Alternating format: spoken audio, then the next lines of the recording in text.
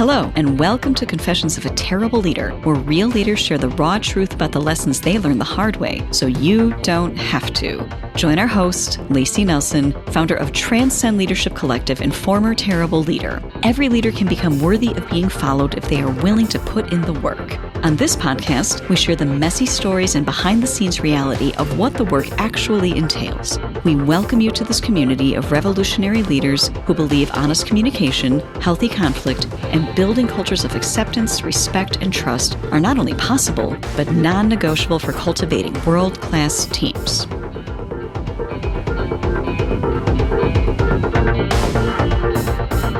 Hello, friends, and welcome back to Confessions of a Terrible Leader. I'm your host and recovering terrible leader, Layci Nelson. I am so excited for this episode. I know I say that a lot, and I realized I say that a lot because it's true, and I genuinely love getting to interview all of these amazing people that agree to come on our podcast and share their wins, and they're so brave to share their losses and the things that they have learned. All that to say, boy, do we have an amazing story for you today. I would love to introduce you to Kathleen Donaldson. Kathleen, welcome to the show. Thank you. Thank you so much for having me. I'm going to tell the people a little bit about your background. You have been part of this groundbreaking work.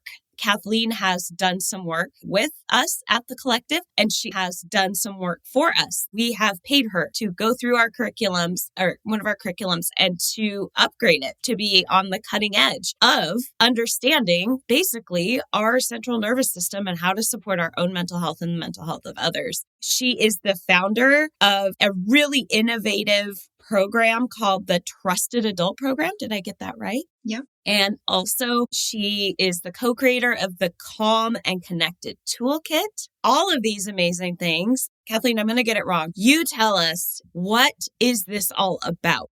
Okay, well, I'm going to take it back a little bit here to tell you a little bit about how this came to be, because I think it'll give some context. For me personally, when I was 16, I started getting really bad panic attacks. And my experience was that most of the people around me did not know how to support me or just talk about mental health.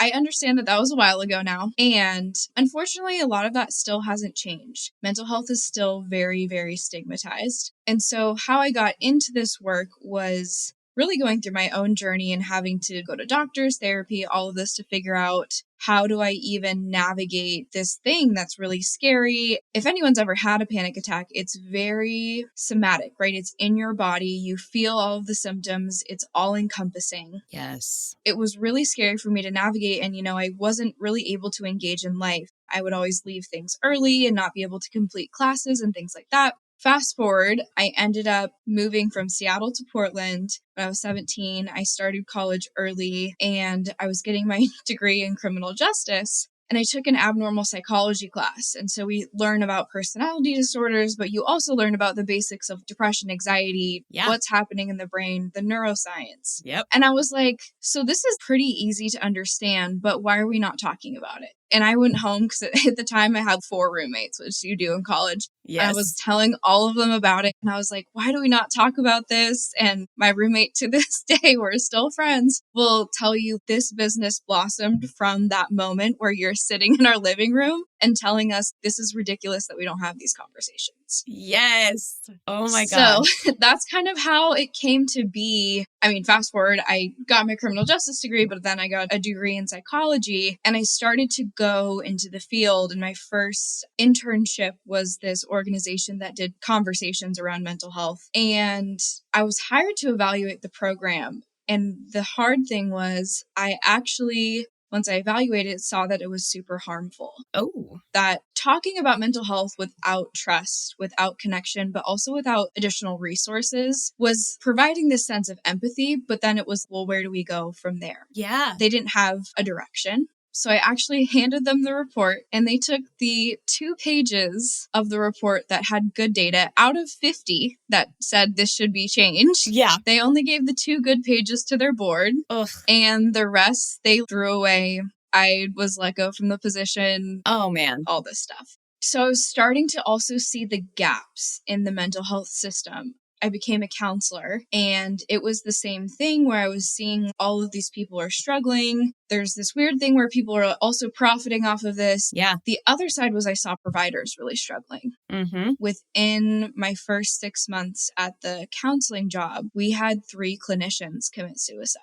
Oh my gosh. And I mean clinicians as in trained therapists. Yeah. To be a therapist, you're training for 10 years. Right. They have all of the knowledge and all of the skills. Yeah. So we saw that. And then I saw how the clinic that I was working at responded was just like, we'll just have a counselor come in once a week for 2 weeks and then you guys should be good. And I was like, absolutely not. Right. This is not okay. We're a mental health organization. That's not how this works. So for me, it was seeing like, 1, that this wasn't talked about, 2, that even on a systemic side, there were so many flaws and gaps in the system. And then when the pandemic hit, I was just seeing the suicide rates go up, the depression rates go up, Yep. the anxiety rates go up. And my mentor, she's a clinical psychologist. I reached out to her and I was like, we got to do something. I can't see this every day and just sit here and be like, it's fine. Yeah. It's not okay. So we created this program. The curriculum itself is called the Calm and Connected Toolkit. The training that came out of that is the Becoming a Trusted Adult training. Okay. This training, we really teach people how to support themselves Mm-hmm. and create wellness for themselves, and in turn, how to support youth and other people in their lives. Yeah.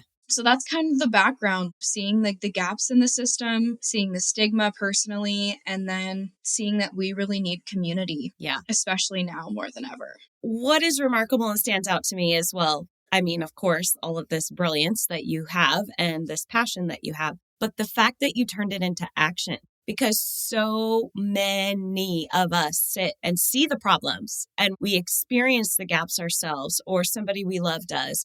But we don't take that step into action, awareness, acceptance, and then action. We usually just sit in awareness forever and complain about it. What was the catalyst or what tipped you over into action? There's a lot of people that have had similar experiences to yourself that don't take action. I know this is a hard question. Sometimes you can't read the label from inside the jar, but what is your self-assessment? I know you're a very self-aware person that made that difference where you're like, oh no, I'm not just comfortable with awareness and acceptance. I have to take action. So there's a few things. I'm very intuitive. One of the things that happens when you grow up in a home where it's not necessarily emotionally safe is you get really good at monitoring what's going on. Mm-hmm. And so I had been in monitor mode for years. What happens is that you're really good at noticing patterns and things like that. Mm-hmm. For me, I started to get good at noticing how I reacted to that. I was really intuitive. I was seeing the patterns. And then honestly, I didn't really have a choice because of my anxiety. I couldn't stay in those environments and watch the harm happen because it was just really, really hard. I very quickly got into a depression. Mm-hmm. I was having panic attacks all the time. I just couldn't really get myself to keep witnessing it and be like, I'm going to sit on my hands and do nothing. It was a survival response for you. Yeah. And a lot of it was because I had that experience as a kid. When I started it, it was really business as are. It was for myself. Right. We create the things that we needed. Yep. I needed that. I was watching people go through exactly what I went through, if not a lot worse. Mm-hmm. Because I was working with people in just really hard circumstances. And I was like, I just can't watch this happen. I can't watch the pattern happen over and over again, like it happened to me. When there's I don't want to say simple solutions, but there's ways to build community and build trust and build relationships where like it doesn't have to get to this endpoint that's really bad. Right. There's a lot of prevention work that can be done where you're not getting to the point of talking about taking your life and things like that. Mm-hmm. A lot of it just came from, I guess I had the life experience that I was like, I can't tolerate this shit anymore. Yeah. I need to do something because I'm watching everyone relive my pattern. You're resonating deeply with me right now as I'm currently this year in the throes of writing a book for the first time. And what am I writing about? I'm writing the leadership book I wish I would have had when I was young, coming up out of a trailer court and not seeing myself in books about leadership at all. Mm. So I'm feeling this on a deep level. Yeah, we do create the thing that we needed. And what a beautiful way to bring light into darkness, right? There's different ways it can go, but to be able to reach back even, Mm-hmm. do you feel like this work while it is healthfully focused on others and helping others, do you feel like there's a piece of you and younger you that heals along the way as you're doing it? In a vulnerable way, I'll say the first few years of doing it, yes. Mm-hmm. When you start a business, it is like your baby, right? Like it's like a child you got to take care of. It's my third child. Yes. Right. So when I started it, yes, it was very much like, this is what I didn't get and you all needed and you need to be, good caretakers and things like that. However, I've been in therapy since I was 12. I believe in therapy just as a constant in life. As I started to heal my relationship with my parents, as I started to, I guess, just grow up a little bit, now it started to feel more separate of like, I can teach concepts and skills. Yep. There is part of me in it of like, yes, I did experience it, but in a very healthy way, I feel like I've depersonalized it. Because before, what would happen is when someone like a client would reject me or it wouldn't work, right, I would take it so incredibly personally because I was like, you're rejecting me. Right. It wasn't even like you're rejecting the service. That was something I really had to grow out of. Yeah. Yes, at first, when I initially started the first year and a half, it was so personal. And now I've had to be like, this is a business. Yep. I had to work through a lot of stuff, which that's what businesses bring up. Goodness, right? So incredibly brings up all your stuff. You're like, oh, I thought I worked through that. Oh, no. It's here. It's just in a different way now. Right. And there's no way to hide it, especially once I started bringing on people. Yeah. And I had to be like, oh, all of my shit is in the open now. Like, yes. I can't hide it. Okay, let's talk about you growing your team. Yes. What has that experience been like for you, and how has it exposed you in new ways? Whew, holy shit. So it's been awesome. I have been really fortunate that I've found incredible people to work with. At first, I got burned a few times because I was like, okay, I'm going to hire this person. I had someone so I recently moved to Chicago a year ago. I had someone lined up to take over for me in Washington State. We were all good up to the signing date of the contract. The signing date comes up. He doesn't sign. And so a week goes by and I'm like, hey, are you going to sign the contract? What's going on? Don't hear from him. Another week goes by and I'm like, hey, if you don't take over now, I need to shift a lot of things about my business. I get an email from him on my birthday. Oh, man.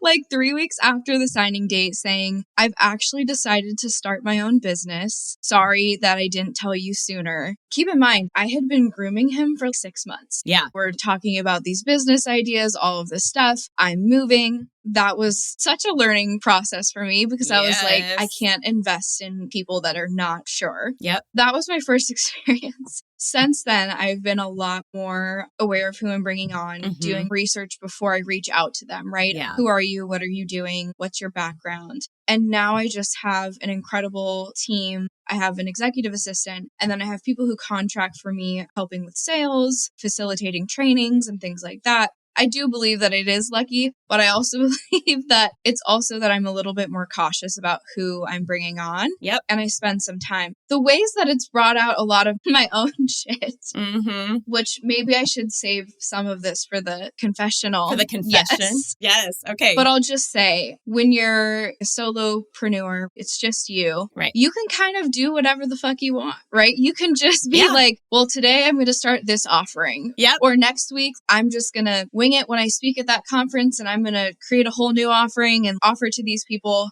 So a big part of it has had to be that I have to be a lot more intentional, which has been really, really good, and a lot more strategic about what I do. Yep. Also, I'm really fortunate because my executive assistant is incredible, and she, more than me, will say, I think you're going to be at capacity if you do this. Yes. I don't think this is a good idea. Yes. So I've had people who now can put me in check a little bit of being like, you're actually distracting yourself from your goal. Yes. This is what we need to do. This is where you are, which is way over here. What the fuck are you doing? And right. Right. Don't say yes to that. What are you doing right now? Right.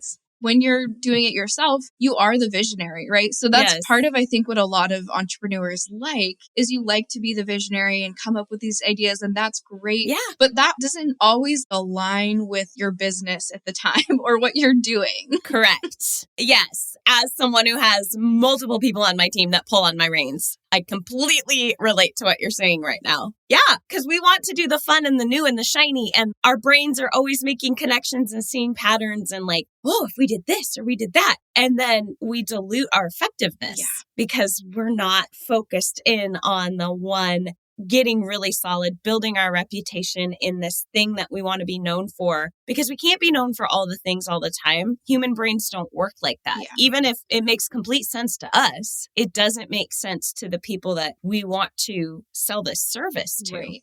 There's so much value in knowing your niche. Yes. And being incredibly, incredibly good at what you do in that niche. That's how you expand in other areas. It's not doing everything, because that's what I used to do in the beginning, where I was like, well, maybe I could do this, or maybe I could do this and over here. And now it's like, no, I really can't. Yeah. I can offer two main things. And then the more you add, the more diluted it is. And yes, people cannot categorize you in their head, and it's confusing for consumers.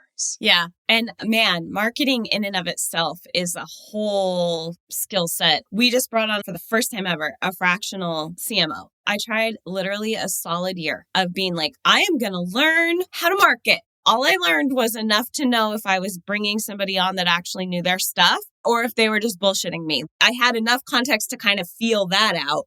Don't underestimate or disrespect. No. And I know you don't. The power of someone who knows what they're doing in marketing. Because as much as what our different service offerings are an expertise, that is an expertise. Yes. So much experience goes into it. So now I have one more person telling me, stop doing all the things, which is good. So.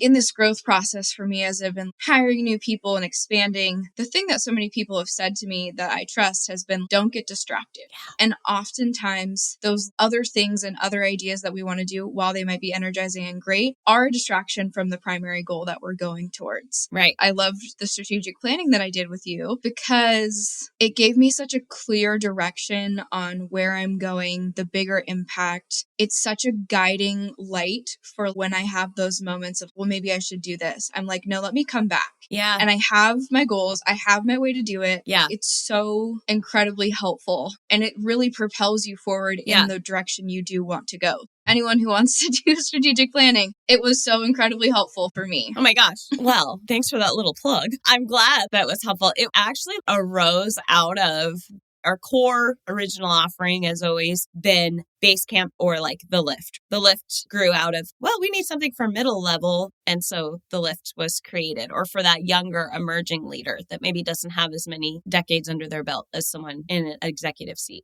Although that's not always true. Look at yourself. But how it developed was when we would do 360s for our clients, there was almost always a consistent messaging with a lack of clarity for the team members. Because visionaries are great at holding it in their heads. We're not always so great at organizing it and making it accessible to the people that we want to have help us carry it out. And so taking a bunch of different models, looking at what works well for our clients, what worked well in practice and experience best practices. That's how it was created. It was born out of this need. Like you said, your people really need clarity. We also offer this, and this is a great way to get to that clarity. Right.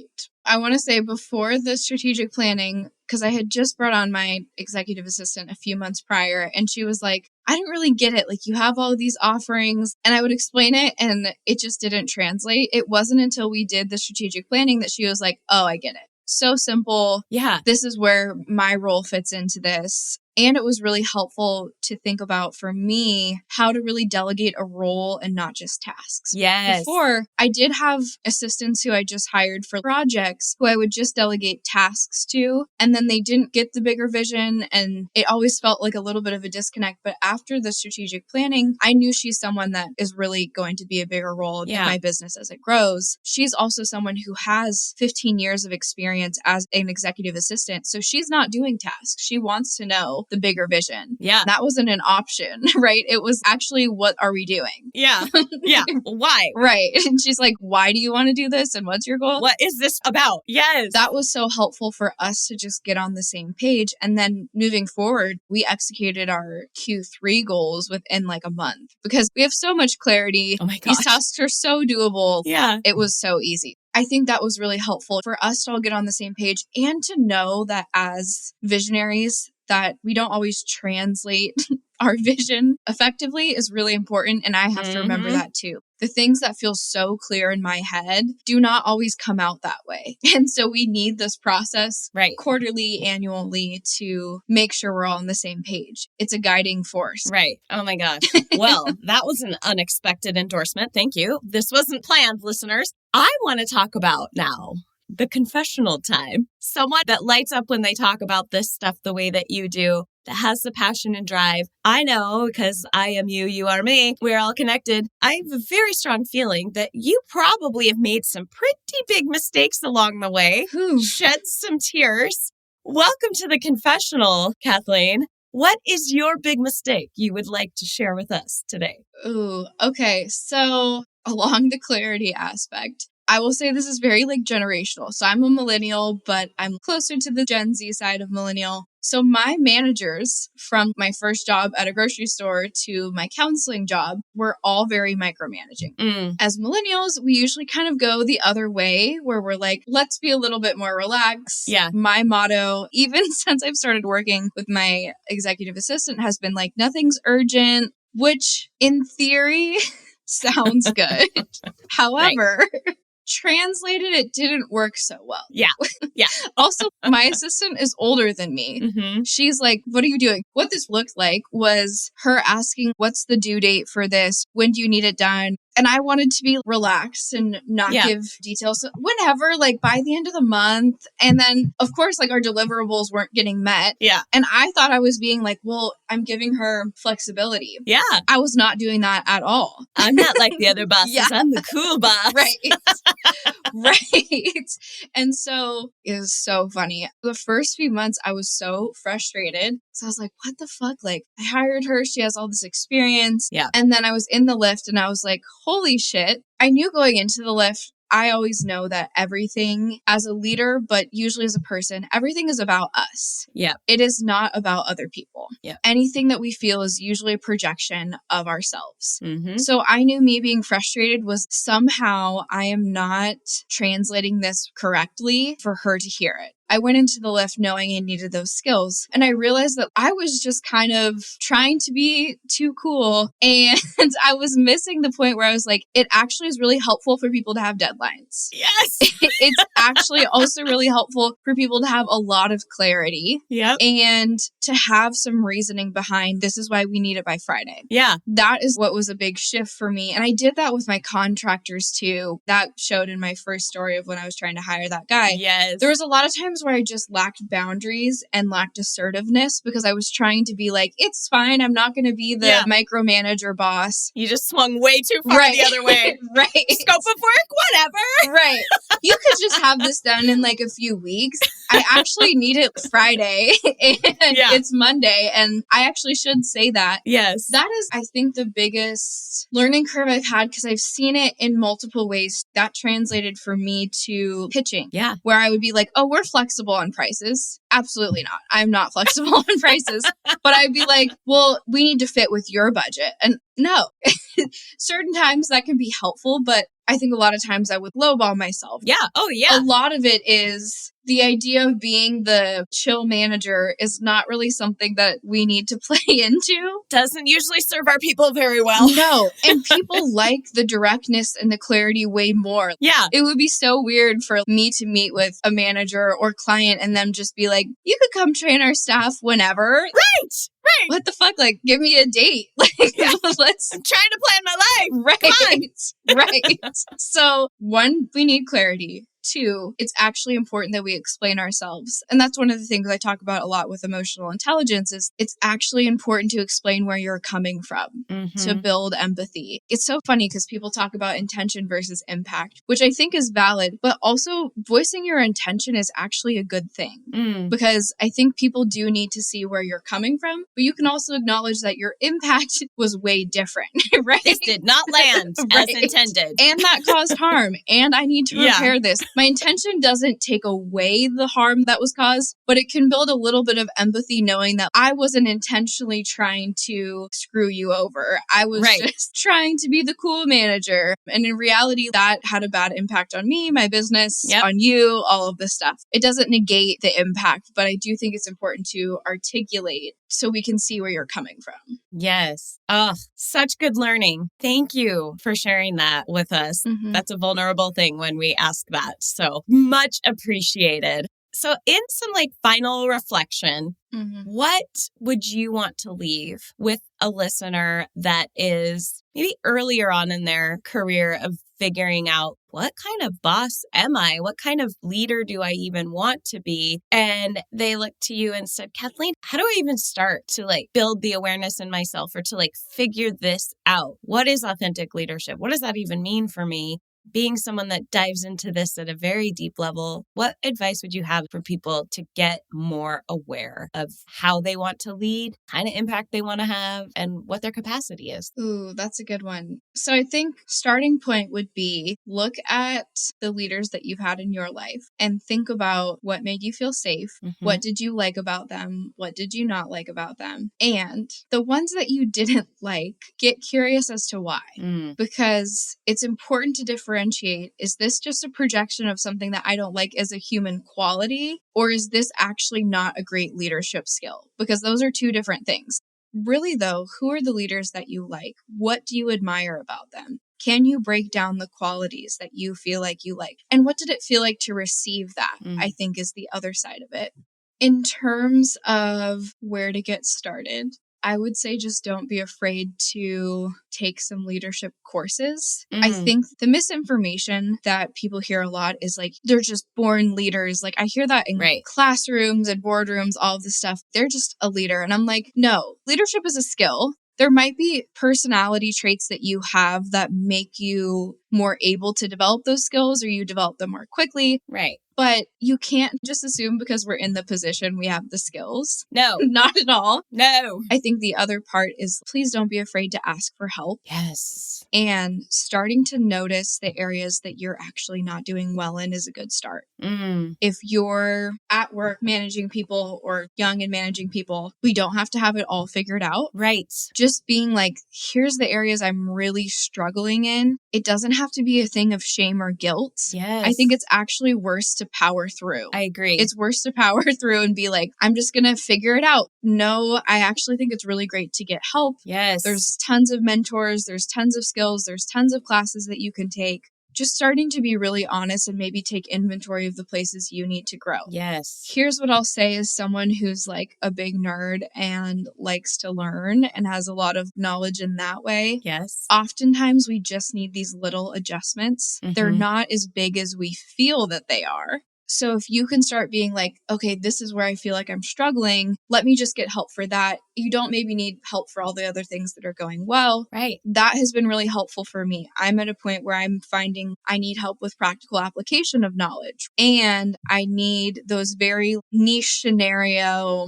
questions answered. Right. And especially as an entrepreneur, I think it's so valuable to have community. Yes. Places where you can just talk about what's going on, talk about what skills you need. In Chicago, there's this place called Founders Therapy. Oh my gosh, I love it. Incredible. You go and you basically say, here's where I'm struggling. This is where I need help. And there's so many resources for you as a leader, as a founder, all of those things. I think the main part of it is assessing where you are, but not being afraid to ask for help or get the skills and not bringing in shame, bring in some self-compassion around how was I supposed to know this? We weren't taught this. Yes. There's no such thing as being born with very practical leadership skills. No, nobody's born with them. Only 14% of managers in management positions that have been there for decades actually have them. 14%. That is it. Yeah. And they don't have even all of them. They just have enough that they're not considered awful. Thank you for sharing that. As someone who also started my trajectory of growth in leadership positions very young, as yourself, someone in my early mid-20s was managing people, building teams, all of those things. One of the things that I would hear over and over again, which I internalized in a way that wasn't helpful, and I love how you just said, stop attaching shame and guilt to it, is I would hear the phrase like, sometimes I just forget how young you are because I was so good at other aspects. And I would generalize like, well, that means I'm supposed to be good at all the things. It wasn't until I stopped and gave myself permission. Basically, I had a breakdown and was completely burned out and falling apart. That's what it took for me. That was, I don't want that. That's why we do this podcast. Don't go there. Right. Yeah. Thank you for sharing that with listeners. If you're a young leader coming up, don't internalize all the praise you get and the gold stars as like you're supposed to have it figured out. No, you're not. No, you're not. So many people are so happy to support you. Yes. Happy to show up for you. You are not a burden. This is in everyday life, but in business, there's so many incredible leaders who are happy to mentor you, offer you skills. They don't want you to make the same mistakes they did. That's like this podcast. Yes. Oftentimes asking for help is the best thing that you can do. Yes. And it builds these incredible relationships where you're like, not only do I feel like I have the skill now, but I feel like I have someone to talk to. I feel supported. Yes. It's ridiculous to think that we have to know everything. Right. And we actually shouldn't if we're trying to build these successful businesses. 100%. Really, when you are in the leadership seat, your job is people. Mhm. That is the primary role. You got to get good at people. Yeah. The rest of it, you can build your orchestra. Yeah, absolutely. Kathleen, thank you so much for being on the show. Where can people find you? We're going to drop all your links, but what is the best way to get in touch with you if they're interested in connecting with you as someone that resonated with them, or like, hey, I'm really interested in this calm and connected thing, or I've got young people in my life, or I've got a workplace that needs more support. Mental health is very important. How do they find you? KathleenDonaldsonConsulting.com. All right. Feel free to connect with me on LinkedIn, Kathleen Donaldson. On my website, there is a book call sign, and you can book an hour discovery call with me, and we can talk about what's going on and see what ways I can support you. Perfect. We will drop all of that in the notes. And thank you. Thank you for being here. It was such a great conversation. I always learn from you every time we talk. You are so much fun to engage with as a colleague and just as a human. So thank you so much. Thank you so much for having me. Yes. And until next time, friends, go manage like a leader. Thanks for being part of this community of revolutionary leaders who believe honest communication, healthy conflict, and building cultures of acceptance, respect, and trust are not only possible, but non-negotiable for cultivating world-class teams. If one-to-one coaching, engaging workshops, or strategic planning that is actually useful are anything that interests you, make sure to head over to transcendleadershipcollective.com to check out our free resources. Confessions of a Terrible Leader is hosted by Layci Nelson and produced by Mary Scott. Music is by Leif Olson and Mary Scott from the band The Number of Months. Thank you so much for listening. Don't forget to like and subscribe and leave us a review. And until next time, go manage like a leader.